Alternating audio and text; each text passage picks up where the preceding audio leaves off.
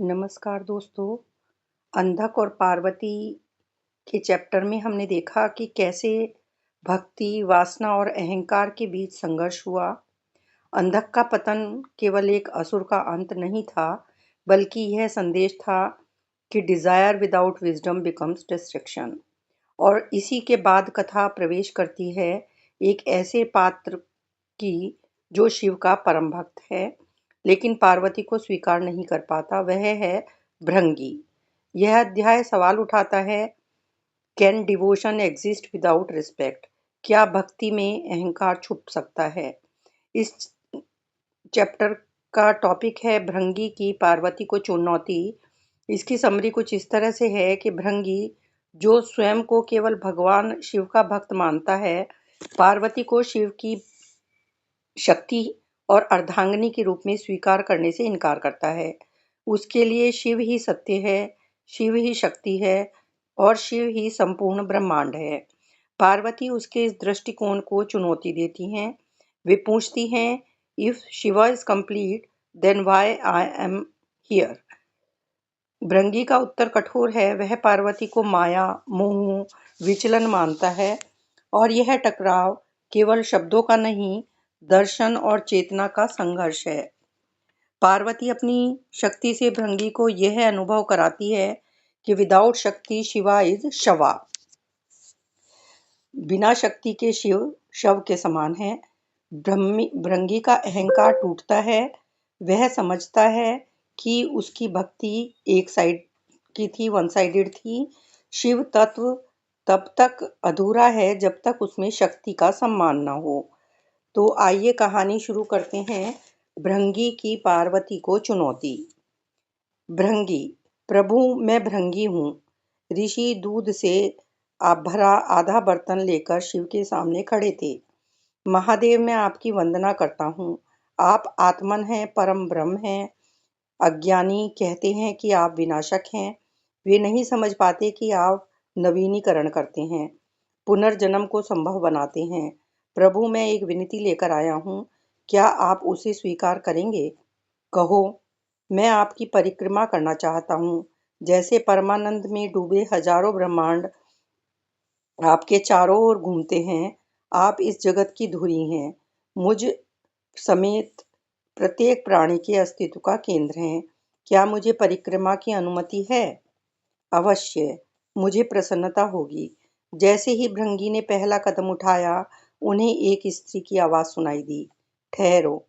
यह पार्वती थी। वे निकट गई और शिव के पास बैठ गई। शिव अकेले ब्रह्मांड में सम्मिलित नहीं है, यह पुरुष और प्रकृति का मिलन है, शिव और शक्ति का संयोग। हम दोनों इस जगत के अंग हैं। एक के बिना आपको दूसरा प्राप्त नहीं हो सकता। परंतु भृंगी की भक्ति शिव के अतिरिक्त और किसी को नहीं मानती थी। उनके हृदय में बने गर्भगृह में केवल एक ही भगवान रहते थे, महादेव। विष्णु नहीं, ब्रह्मा भी नहीं। भृंगी ने पार्वती की ओर देखा, और ये तो बिल्कुल ही नहीं। मुझे क्षमा कीजिए, भृंगी ने सिर हिलाकर कहा। मैं किसी और की पूजा नहीं करता। मैं शैव हूँ और मैं आदिशक्ति। मैं केवल महादेव की परिक्रमा करूंगा। परिक्रमा दोनों की करनी होगी या किसी की नहीं? भृंगी चल पड़े। उन्होंने पार्वती की उपेक्षा करके केवल शिव की परिक्रमा करनी चाहिए।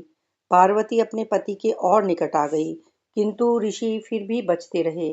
मैं और निकट आई तो भी भृंगी ने उन पर ध्यान नहीं दिया। यह देखकर देवी पार्वती उठकर शिव की गोद में जा बैठी। अब क्या? भृंगी मुस्कुराए और फिर गायब हो गए। पार्वती देखती रह गई। भृंगी न सामने थे, न पीछे, न नीचे, न ऊपर। पार्वती सोच रही थी कि भृंगी ने पराजय स्वीकार कर ली होगी कि तभी भिनभिनाहट की आवाज ने उनका ध्यान खींच लिया। मधुमक्खी। वह मक्खी देवी के चेहरे के आसपास उड़ रही थी, मानो उनकी आंख पर काट लेना चाहती हो। फिर वह शिव के चारों ओर उत्साह से उड़ने लगी, जैसे कोई ग्रह सूर्य के आसपास चक्कर लगाता है। पार्वती उसे देख रही थी। देवी को लगा कि भृंगी की अंडाकार चाल उनका उपहास उड़ा रही थी। शिव ने देखा कि पार्वती का खून खौल रहा था और उनका क्रोध बढ़ता जा रहा था। वह किसी भी क्षण फट सकती थी। शिव ने आंखें बंद कर ली। अब केवल एक ही उपाय था। मधुमक्खी रुक गई। कुछ हो रहा था। मक्खी का मार्ग अवरुद्ध होने लगा। शिव पार्वती के बीच की दूरी कम हो रही थी। उनके शरीर के बीच का प्रकाश भी मंद हो रहा था।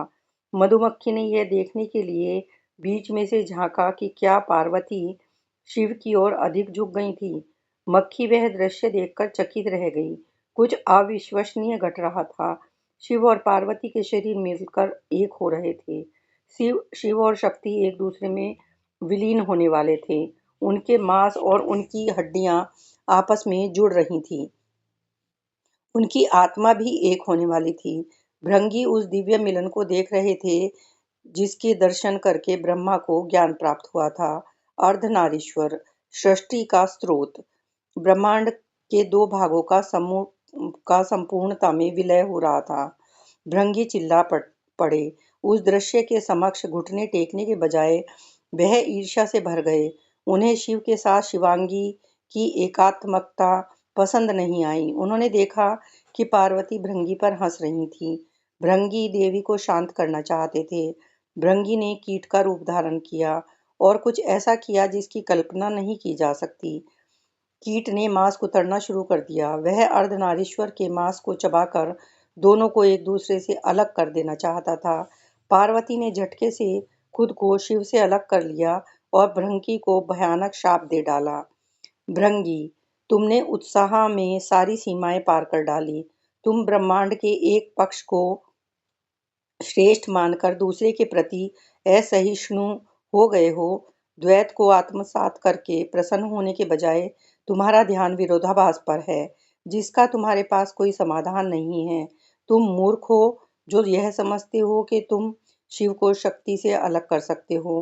तुम्हें यह मूलभूत सत्य दिखाई नहीं देता कि हम दोनों एक हैं।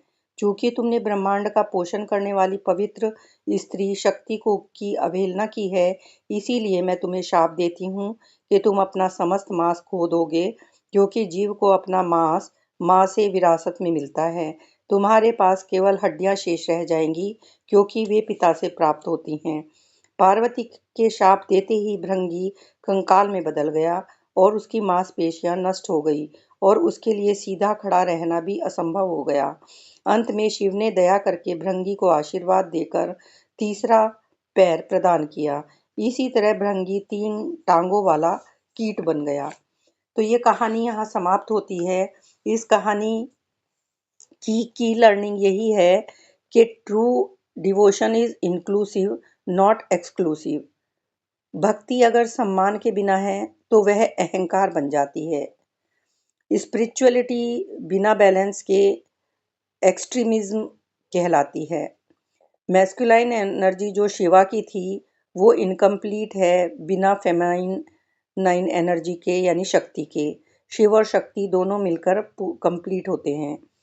Devotion must evolve into wisdom. इस कहानी का मैसेज है, यह हमें सिखाता है अध्याय कि worship that denies equality is not devotion, it is fear. Parvati केवल पत्नी नहीं, वह चेतना, करुणा और सृजन की प्रतीक हैं। जो शक्ति को नकारता है वह जीवन को अधूरा समझता है। भृंगी की पार्वती को चुनौती असल में हमारे भीतर है। जो हमारे भीतर छुपा हुआ अहंकार है उसको चुनौती देती है, जो कहता है I know the truth completely. महागाथा हमें याद दिलाती है कि बैलेंस ही ट्रूथ है, balance is truth, respect is devotion and love is the highest form of spirituality. Thank you so much for listening. अगले अध्याय समुद्र मंथन में मिलते हैं।